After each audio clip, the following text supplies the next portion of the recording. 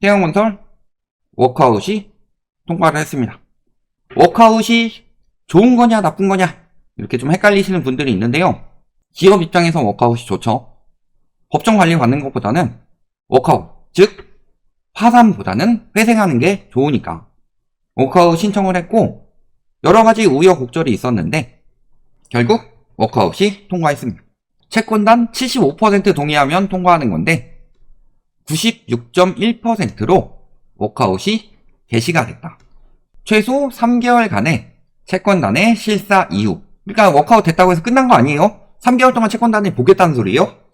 그래서 최종 승인이 나게 되면 진짜 본격적인 워크아웃이고 지금은 3개월 수습기간이다. 이렇게 보시면 되겠죠.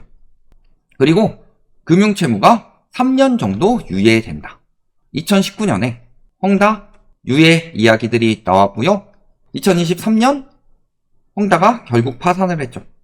그러니까 유예된다고 해서 끝난 것도 아니에요. 그리고 요즘에 그런 이야기 많이 나오죠. 태영건설 사업장에서 근로자들이 임금을 받지 못했다. 이것도 실질적으로는 줘야 될 돈이죠. 근로자들 돈이에요. 빚이죠. 이런 것들 문제 많이 나오고 있는 상황이고. 근데 문제는 이 워크아웃 통과 자체도요. 자관은 아직도 맹탕입니다. 태영 인더스트리 매각 대금 1549억 지원, 에코비트 매각 및 매각 대금 지원, 블루원 지분담보 제공 및 매각 추진, 평택 사이로 지분담보 제공 등 4가지 방안이 담긴 자구안을 제시를 했는데 결국 태영건설은 포기하고 알짜 회사방 닦아고 가겠다. 어차피 건설 경기 안 좋으니까 일단 건설 포기하고 나중에 돈 생기면 다시 또 하나 차리지 뭐 이런 느낌이었다고 보인 거죠. 이런 맹탕 자구안이었음에도 불구하고 워크아웃이 통과를 했다. 이게 뜻하는 바가 뭐예요? 물론 아직 3개월간은 수습기간이 있지만 저럼에도 불구하고 저거를 통과시키지 않으면 저기 채권단들 보시면요. 태영건설에만 투자한 거 아닐 거예요. 태영건설뿐만이 아니라 다른 부동산 PF나 다른 건설사들에게 대출을 내준다든가 이런 경우가 굉장히 많겠죠.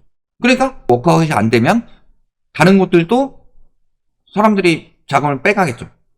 그러니까 울며 겨자 먹기로 통과를 시켜줬는데 이 상황이 저기서 끝날 것이냐. 왜냐하면 왜 SBS를 안 팔겠어요? 거기는 알짜니까. 알짜 아닌 태영건설은 대충 하겠다. 이런 느낌인 거고. 여기에 이번에 태영건설 사태로 인해서 생각보다 이 금융권에 문제가 많다는 거.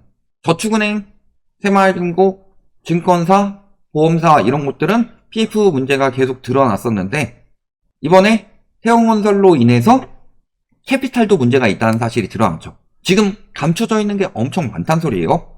그래서 캐피탈사가 민낯이 드러났고 문제는 자산에 비해서 과도한 PF 잔액을 떠안고 있다. 그래서 문제가 크다. 근데 이번에도 보세요. 태영건설 부동산 PF 4조 5천억이라고 하더니 까보니까 9조였죠. 그리고 태영건설 채권액은 21조 7천억이라고 합니다. 그러니까 생각보다 채권액이 굉장히 많죠. 저기 한 군데만 하더라도 채권액이 저렇게 많은데 그냥 부동산 PF의 위험은 70조고 거기에 이제 100조 쏟아 부으면 된다.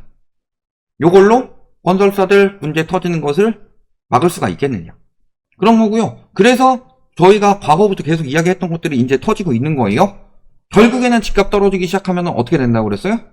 가계부채 터진다고 그랬죠. 그 다음에 또 부동산 PF 문제 생긴다고 그랬죠. 그래서 저축은행 사태 비슷한 것들 터질 거라고 그랬죠. 요거요. 이제 와서 레고랜드 사태 터지고 이제 태영건설 터지고 이제 와서 이야기를 한 게 아니라 저희가 과거부터 이렇게 될 부분을 계속 경고를 했어요. 다만 코로나 때문에 늦춰져서 안 보였을 뿐이지. 결국에는 그것 때문에 거품이 더 커졌고 그렇기 때문에 더 위험해진 거죠. 그러니까 캐피탈사까지도 이제 전반적으로 금융권이 문제가 터지고 있는 거다. 거기에 이번에 아까 말씀드렸었죠? 이창용 총재가 저희가 예전부터 했던 이야기들을 이제 와서 은근히 많이 하고 계시다고. 그래서 저희가 2015년 가격으로 떨어져야 된다. 실질 주택 가격 지수가. 이거 이창용 총재가 이제 와서 이야기를 했죠. 그동안 저희는 계속 많은 분들이 저희에 대해서 조롱을 했어요. 많이 떨어져야지 2019년이다. 2017년이다. 뭐 이 정도까지만 이야기를 해놓고서 2015년까지 떨어지는 거는 완전히 폭락론자들이나 할 수 있는 생각이다. 이게 아니에요. 저희가 왜 2015년을 생각을 했냐? 그때가 저점이었죠? 보통 올라가면 저점만큼 다시 떨어져요. 근데 집값이 계속 올라간다고 느껴지는 이유는 뭐예요? 그때 저점보다 나중에 저점이 더 올라가잖아. 이거는 그만큼의 화폐 가치 하락, 즉 실질 주택 가격 지수가 올라간 게 아니라 그냥 주택 가격이 좀 더 올라간 거지, 실질 주택 가격 지수는 원래 저점만큼 떨어진다. 그때가 저점이었고 지금이 또 저점이고, 또 문제는 이번에 빚을 많이 내서 가격을 띄웠기 때문에 가계부채가 문제가 돼서 역대 최초로 디레버리징이 올 수도 있다. 이런 부분을 말씀을 드렸었죠. 그대로 이창용 총재가 이야기를 하고 있고, 태형건설에 대해서도 이야기를 합니다. 태형건설은 자기 자본 대비 부채 비율이 다른 곳과 비교해 월등히 높은 수준이라 위험관리가 잘못된 특수한 케이스다, 이렇게 이야기를 하지만 태형건설이 부실의 시발점이 될 것이라고 생각하진 않는다. 즉, 늘 말씀드리지만요, 앞으로 건설사들이 터지는 거는 태형건설이 시발점이 된다기보다는 그 건설사들의 문제 때문에 여기저기서 터져 나올 거다. 그러면 그 건설사들도 다 특수한 케이스냐? 이렇게 이야기를 할 수 있을까? 그러니까 문제는 태형건설이 터져서 다 터지는 게 아니라 지금 모든 건설사들에게 시장이 좋지 않기 때문에, 시장이 좋을 때 드러나지 않았던 부실이 조금씩 드러나는 거고, 그 드러나는 곳 중에서 태형건설 같은 경우가 저런 문제점으로 인해서 먼저 드러났다 일 뿐이다. 그러니까 태형건설 총 채무 21조밖에 안 돼요? 엄청 많죠. 사실 엄청 많은데 왜 85조면 충분한데 왜 100조까지 실탄을 준비할까요? 왜 부실해진 사업장은 LH가 열심히 매입하도록? 결국에는 이거 다 어디서 나오는 돈이에요? LH도 허구도 결국에 안 되면 어디서 지원할 거예요? 우리 열심히 낸 세금 건설사 살리는 데 쓰고 있다, 이런 느낌인 거죠. 물론 지금까지는 뭐 채권 나가니 하는 거고 국가에서 돈 집어넣는 건 아니고 그렇지 않다고는 하지만, 저런 것들 대비하는 것들은 다 어디서 나오는 돈이겠다? 근데 태형건설 21조 터졌는데 왜 100조나 준비할까요? 85조면 충분한데? 다 알고 있기 때문이에요. 정부에서도 어느 정도 파악은 하고 있다. 부동산 PF가 굉장히 위험하다는 걸. 특히 레고랜드 터지고 나서는 모를 수가 없다. 그리고 그때 채권 시장 막기 위해서 단기적으로 계속 풀었던 자금이 계속 똑같이 돌고 있어요. 그리고 저런 식으로 계속 돈을 풀어요. 인플레이션을 잡아야 된다고 그랬는데 계속 저렇게 돈을 풀어요. 경기는 계속 안 좋아지겠죠. 지금 나가서 한번 보세요. 말이 인플레이션 잡혔다지 인플레이션 잡혔어요? 그러니까 터트릴 건 터트려야 되는데 터트릴 거 제대로 안 터트리니까 계속 이런 문제들이 생겨나고 있는 거다. 댐에 구멍이 발견됐으면 물을 빼고 그 구멍을 제대로 막고 말려가지고 튼튼하게 한 다음에 다시 물을 받아야지, 물도 안 빼고 거기를 계속 손가락으로 막고 있다고 해서 그 구멍이 커지면 커졌지 구멍이 메워지겠냐. 이게 문제는 1금융권까지도 어느 정도 타격을 입힐 수는 있겠다. 뭐 저축은행 사태처럼 1금융권도 무너진다, 리먼 브러더스 은행처럼, 이런 이야기는 아니더라도 지금 보시면은 산업은행 이런 곳이 채권단에서 가장 대표를 하고 있죠. 왜냐면 채권이 2002억이니까. 근데 문제는요, 우리은행 같은 거 보시면 어때요? 720억을 빌려줬지만 이게 다 단기 차입금이다. 단기 차입금이라는 건 뭐예요? 시설 자금이 아닌 운용 자금과 관련되어 있기 때문에. 그러니까 장기 차입금은 저기다가 뭘 짓고 이러려고 빌린 거라면, 단기 차입금은 우리 회사 지금 요 대출을 통해서 빨리 일단은 돌리고 갚아야지, 이런 느낌으로 빌리는 건데, 그래서 담보대출보다 신용대출 성격이 강한데 오히려 가장 채권이 많은 산업은행보다 우리은행이 단기 차입금 비중은 더 높다. 그러니까 금융권 리스크는 크게 번질 수가 있다는 소리죠. 태형 한 군데에서만 터지는 게 아니라 태형도 까보니까 계속 생각보다 채무가 많이 늘어났었는데 다른 것들이 터지면 어떨까, 이런 부분을 생각을 하셔야 되는 거고, 아까 분명히 태형건설은 특수한 케이스라고 그랬어요. 근데 얼마 전에 한번 발표가 나왔었죠. 태형과 흡사하게 롯데건설이 미착공 PF가 3.2조고 현재 유동성으로 감당하기 어렵다는 보고서가 나왔습니다. 증권가에. 그래서 이 중에서 그냥 그나마 되는 서울 제외하고 미착공 PF가 2조 5천억이고, 이것은 롯데건설의 유동성과 비교하면 부담스러운 수준이다. 만기가 연장돼도 본 PF로 전환되지 않는 한 다시 리스크가 된다. 도급 PF 규모, 회사 유동성 대비 1년 내 만기가 돌아오는 PF 규모 등에서 태형건설과 공통점을 지녔다. 근데 요거를 이제 찾아보시면 찾을 수가 없습니다. 저 레포트는. 왜냐면 롯데건설에서 압박 넣어서 리포트가 삭제가 됐기 때문에 너네 잘못 분석했다. 물론 그런 식으로 이야기를 할 수 있겠죠. 그렇지만 저런 이야기가 나올 정도로. 근데 뭐 태용보다 진짜 비슷한 수준이고 태용보다 심했으면 같이 터졌겠죠. 태용보다 나은 수준이기 때문에 지금까지는 괜찮지만 계속 이야기가 나오는 게 뭐겠냐. 계속 이야기가 나오는 곳들이 있잖아요. 몇 군데.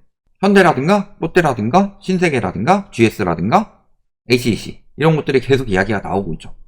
실질적으로 안전하다고 하더라도 지금 건설 경기가 이렇게 안 좋아요. 왜냐면 비싸게 분양을 하니까. 그러니까 분양이 안 되는 건데 분양가를 내릴 생각은 하지 않으니까. 아까도 말씀드렸잖아요. 무슨 광진구에 평당 1억 1,500짜리 아파트가 나오고 있냐. 분양가가 그렇게 나오고 있는데 어떻게 건설 경기가 살아날 수가 있겠어요. 사람들이 가진 돈에는 한계가 있는데. 근데 계속 그렇게 밀어붙이고 있죠. 밀어붙이면 안 될 것들은 태반입니다. 그리고 분양이 똑바로 되지 않아서 사업이 안 되면 자기 자본보다 PF를 많이 받은 것들, 이런 것들은 굉장히 위험해지는 거죠. 왜냐면 자기 자본으로 감당할 수 있는 한계가 있는데. 근데 우리나라 선분양 제도는 그 자기 자본 조금에 PF 받고 수분양자들 계약금 중도금 받아가지고 진행하는 것들이 태반이기 때문에요. 무너지면은 뒤집어 쓰는 거는 건설사 한 군데가 아니라 PF를 내준 금융권, 그 다음에 계약금 중도금을 내준 수분양자들에게 피해가 돌아간다. 이렇게 전방위적으로 터질 수 있는데도 불구하고 그냥 계속 연명시키고 해가지고 이렇게 계속 진행을 하게 된다면 이미 워크아웃된 태형 말고 지금 이야기 나온 곳들 말고도 건전한 건설사들까지도 위기가 번질 수가 있다. 지금 계속 그런 정책들을 내놓고 있다. 작년 13 대책부터 916 대책, 올해 110 대책까지. 이런 상황 보시면요. 이미 부동산 시장 끝났습니다. 대형 건설사가 터졌고 그 다음에 작년에 건설사 터진 수준은 재작년이나 그 전년 평균적으로 나오는 것보다 거의 한 1.8배 정도로 많이 나왔었죠. 올해도 마찬가지고. 부동산 시장을 살리고 정책이 나오고 있음에도 이러고 있다. 라는 것 자체가요. 건설사들이 이렇게 힘들어지고 무너지고 있다는 것 자체가 매매가보다 싸게 진행을 한다고 하는, 그럼에도 불구하고 신축이라고 하는 그 분양시장마저도 힘들어지고 있다는 소리고, 그렇다는 것은 사람들의 여력이 한계를 맞이했다는 소리입니다. 그럼에도 불구하고 부동산 시장이 계속 살아난다? 아니에요. 작년에도 이미 끝났어요. 아까도 보셨지만 부일남 정택시 이런 분들은 데드캣 바운스를 가지고 저점 찍고 올라간다고 하지만 데드캣 바운스란 용어는 주식에나 쓰는 거다 라고 하면서 저점 찍고 바닥 찍고 올라간다고 하지만 특례로 돈 풀어서 매매시장 반등시킨 거 말고 모든 시장이 다 침체되고 있고 건설사도 무너져, 부동산 중개업도 무너져, 다 무너지고 있는데 어떻게 그게 바닥 찍고 상승장이라고 말할 수가 있었냐. 그리고 그 결과들이 여실히 드러나고 있고, 이거는 보인 겁니다. 우물을 팔 때요, 땅을 막 파요. 맨 땅만 나오죠. 근데 물방울이 조금씩 고이기 시작합니다. 그러면은 물방울이 한 요 정도 고여 있어요. 그럼 물이 요만큼만 있는 거예요? 아니죠. 그 밑에 우물이 이만큼 있다는 소리 아니에요. 지금 태형건설이라는 물방울이 요만큼 올라왔을 뿐이지, 그렇다는 것은 물방울이 이렇게 올라왔다는 것은 우물까지 가깝다는 소리죠. 지금 우물이 터질 수 있는 부동산 시장이 이미 되었다. 여기까지 말씀드리겠습니다.